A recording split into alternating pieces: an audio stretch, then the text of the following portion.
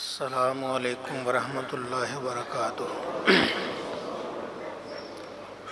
अल्हम्दुलिल्लाहि रब्बिल आलमीन वस्सलातु वस्सलामु अला इमामिल अंबियाइ वल मुरसलीन व अला आलिहि व अस्हाबिहि अजमाइन। अम्मा बाद फ़अऊज़ु बिल्लाहि मिनश शैतानिर रजीम। बिस्मिल्लाहिर रहमानिर रहीम।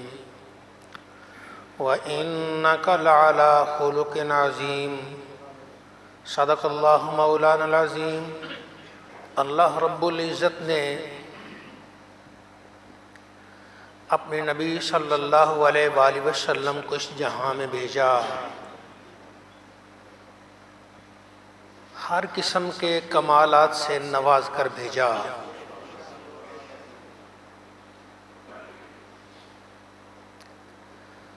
रहमत दो आलम सल्लल्लाहु अलैहि वसल्लम को अल्लाह ताला ने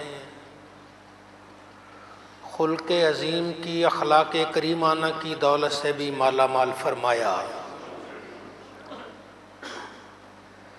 जब आप गारे हिरा से वही लेकर वापस आए, आपने अपनी अहलिया हज़रत खदीजतुल कुबरा से फरमाया, ज़म्मिलूनी ज़म्मिलूनी, मुझ पे चादर दे दो, चादर दे दो। जब आपको कुछ सुकून हुआ, उन्होंने पूछा क्या हुआ, आपने सारा मंजर बयान कर दिया। ऐसे फरिश्ता आया, अब मुझे अपनी जान का खदशा है। वो कहने कल्ला, ऐसे नहीं हो सकता, वल्लाहि मा युख़ज़ीका अल्लाहु अबदा, अल्लाह की कसम अल्लाह आपको कभी रुस्वा नहीं करेगा। क्यों?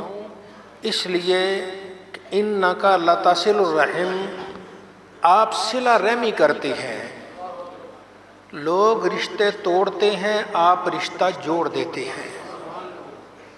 व तहमिलुल कल्ला, आजिज़ लोगों का बोझ उठाते हैं। जो आजिज़ कोई काम नहीं कर सकता, आप उसका बोझ उठा लेते हैं। ये भी शान रहमतल लिल आलमीन सल्लल्लाहु अलैहि वसल्लम है कि जो आजिज़ है, कुछ भी नहीं कर सकता, उसका बोझ रहमत दो आलम सल्लल्लाहु अलैहि वसल्लम अपने कंधों पे उठा लेते हैं। नबी अरबी सल्लल्लाहु अलैहि वसल्लम ने पहले तो आपने और इरशाद फरमाया, लेकिन जब आपके आखिरी अय्याम आए तो आपने उस वक़्त इरशाद फरमाया, तुम में जो दुनिया से चला जाए,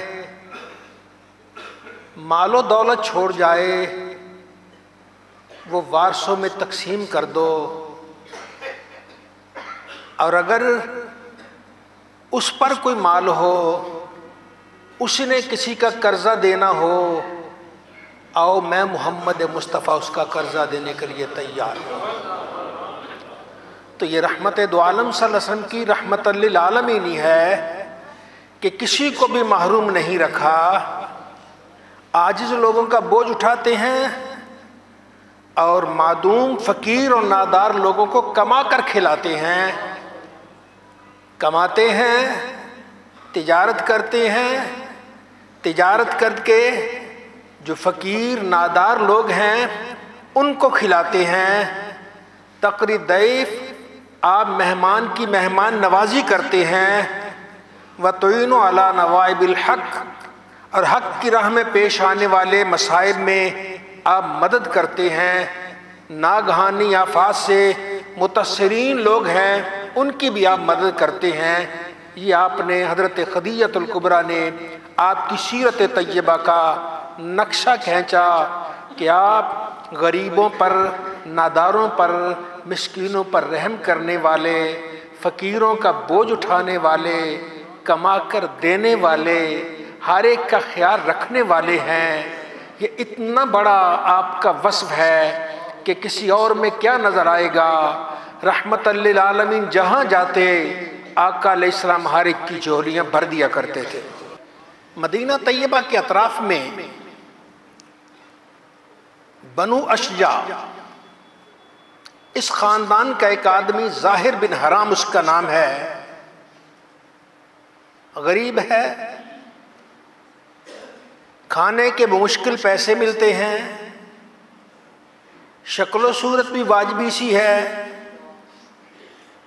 कोई ऐसी शक्ल नहीं कि लोग दोस्त पर फिदा होते रहें, रंग भी सांवला है, लेकिन उसमें एक वस्फ है कि वह अल्लाह और उसके रसूल से मोहब्बत करता है मदीना तैयबा के अतराफ में रहने वाला, रंग भी काला सांवला रंग है, कोई इतना खूबी भी नहीं, पैसे भी नहीं है, लेकिन अल्लाह और उसके रसूल सल्लल्लाहु अलैहि वसल्लम से मोहब्बत करता है। जब भी मदीना तैयबा में आता तो अपने गांव से वो ताज़ा सब्जियां ले आता, फल ले आता, सत्तू ले आता, शहद ले आता, ये लाकर बाजार में बेचता भी और ये चीजें कुछ थोड़ी सी लाकर सरकार की बारगाह में तोहफतन पेश भी कर देता। अब जब सरकार की बारगाह में पेश करता तोहफा, अब जब वो जाने लगता तो सरकार के पास जो कोई शहरी को चीज आती, किसी ने कोई तोहफा दिया होता, वो सरकार उसको तोहफतन आगे दे देते। ऐसे वो सरकार को तोहफे देता, नबी करीम से उसको तोहफे देते। और आका अलैहिस्सलातु वस्सलाम ने एक जुमला उसके लिए इरशाद फरमाया जो शायद किसी और के लिए नहीं है। आपने फरमाया हर शहरी खानदान का एक देहाती दोस्त होता है और मोहम्मद के खानदान का देहाती दोस्त ये ज़ाहिर है। ये खानदान मुस्तफ़ा का देहाती दोस्त ये ज़ाहिर है। सरकार ने उसे अपना दोस्त करार दे दिया। वो उम्मती कितनी किस्मत वाला, जिसके नक्शो नगार भी नहीं, रंग भी नहीं, ढंग भी नहीं, पैसा भी नहीं, लेकिन आमिना के लाल ने उसे अपना दोस्त बना लिया। रहमत दो आलम शफीउल मुज़निबीन सल्लल्लाहु अलैहि वसल्लम ने इरशाद फरमाया, इब्गूनी फी दुआफाइकुम, जो तुम्हारे कमजोर लोग हैं ना, ज़ईफ लोग, उनमें मुझे तलाश करो। मुझे तलाश करना है तो किसी बंगले और महल वाले में तलाश मत करो, मुझे तलाश करना है तो मिस्कीन लोगों में तलाश करो। इन्नमा तुनसरून व तुरज़कून बिदुआफाइकुम, तुम्हें रिज़्क भी दिया जाता है, तुम्हारी मदद भी की जाती है इन ज़ईफ लोगों की बरकत से। हम ये समझते हैं ये कमज़ोर हमारे पास बोझ है, अरे बोझ नहीं, शायद उसकी वजह से अल्लाह ने तुम पे रिज़्क के दरवाजे खोले हुए हैं। घर में अगर अब्बा अम्मा हैं, कमज़ोर हैं, अब वो चल फिर नहीं सकते, कभी भी मुझको बोझ मत समझिएगा, शायद उनकी वजह से अल्लाह ताला तुम्हें रिज़्क दे रहा है। अगर कोई घर में बच्चा है माजूर है, ये मत समझिएगा ये हम पे बोझ है, शायद नीली छत वाला उसकी वजह से मेहरबानी कर रहा है। जो कमजोर होता है परवरदिगार आलम उसकी वजह से मदद करता है, उसकी वजह से रहमत करता है। ये अल्लाह वाले, ये बुजुर्गान दीन, ये ज़ाहिरी तौर पर कोई ताकतवर नहीं होते, ये कमज़ोर से होते हैं। एक वक्त खाना खाते हैं या खाना खाते ही मामूली सा सुन्नत के मुताबिक खा लेते हैं, उसके बाद वो आम से सादा से कपड़े पहनते हैं, ज़ईफ और कमज़ोर होते हैं। लेकिन क्या मालूम कि उनसे निस्बत वाले सबको जो रिज़्क मिल रहा है उनकी बरकत से मिल रहा है। तो रहमत दो आलम सल्लल्लाहु अलैहि वसल्लम उस मिस्कीन से मोहब्बत करते थे, उससे प्यार करते थे, वो आपसे प्यार करता था, वो आपसे मोहब्बत करता था। एक दिन बाजार में वो अपना सौदा बेच रहा था, इसी तरह कोई शहद लिया हुआ, कोई सब्जियां ताज़ा हैं, ये चीज़ें बेच रहा था। अल्लाह के महबूब तशरीफ लाए, उसे दोस्त फरमाया था। सरकार ने पीछे से आके जैसे दोस्त पे आता उसकी आंखों पे हाथ रखा था। इतनी शफकत यार, कभी सोचा हमने कभी किसी दोस्त आंखों पे हाथ रखा? ये लजपाल आका का करम है। इतनी शफकत, इतनी मोहब्बत, इतना प्यार है अपने उम्मतियों से, जिसे कोई कबूल नहीं करता उसे मुस्तफा अपने सीने से लगाते हैं। अब सरकार ने हाथ रखे, पहले तो वो घबरा गया, कल का कौन है यार, छोड़ो। फिर नबी के हाथ हों, पता ना चले ये कैसे हो सकता है। वो साहबा, छोटे छोटे साहबा इकराम जो भी बच्चे थे, वो कहते सरकारे दो आलम सल्लल्लाहु अलैहि वसल्लम हमारे सरों पे हाथ रखते, कभी रुखसार पे ऐसे हाथ देते जो छोटे बच्चों पे हाथ फेर देते। वो कहते हमें यूं महसूस होता सरकार की उंगलियां किसी खुशबू वाले की शीशी से बाहर आई हुई होती, इतनी उससे खुशबू निकल रही होती थी। अब सरकार के जस्दे अथर से खुशबू निकले। आज वो था तो देहाती, उसका रंग और रूप भी नहीं था, लेकिन शायद अल्लाह ने उस वक्त उसे दुनिया का खुशकिस्मत तरीन आदमी बना दिया था। उसने कहा आज मौका है, ये बेअदबी नहीं होगी, आज बड़ा मौका है। अब सरकार ने जैसे हाथ रखा, उंगलियां ऐसे उसकी आंखों पे रख दी। अब उसने कहा आज मौका है। उसने अपनी कमर ना आपके सरकार के सीने से रगड़नी शुरू कर दी, और जैसे पंजाबी का छड़ यार छड़, तू कौन है, छड़, वो उसी तरह अपनी अरबी कहता छोड़ो, कौन हो यार, छोड़ो छोड़ो कौन हो, और उधर साथ रगड़ रहा है। अरे ईमान वाले, ये मुस्तफा के जिस्म से जिस्म मस कर जाए, इससे बढ़कर सादत क्या हो सकती है।